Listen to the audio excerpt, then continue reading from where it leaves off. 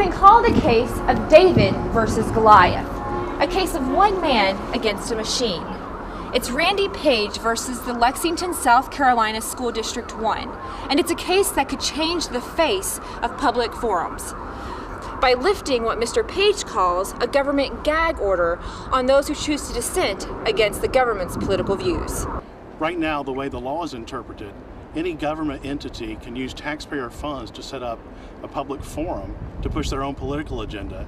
Yet when a taxpayer tries to give an alternate viewpoint, the government issues a gag order and shuts them down. I just think that's wrong. The case of Page versus Lexington began 3 years ago when School District 1 initiated a massive taxpayer-funded campaign to defeat a popular school choice bill in the South Carolina state legislature.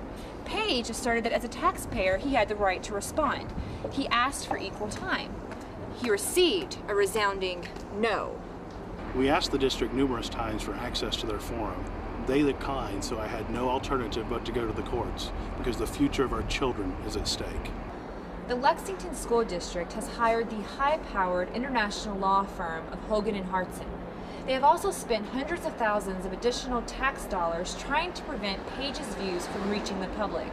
Page's attorneys say that some of this funding could be coming from outside sources who see this case as a direct threat against the government's control over public forums.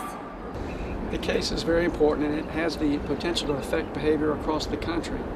The real question that the court is confronted with is whether government can take taxpayer resources to fund political propaganda to perpetuate itself, and then at the same time exclude dissenting views from other taxpayers.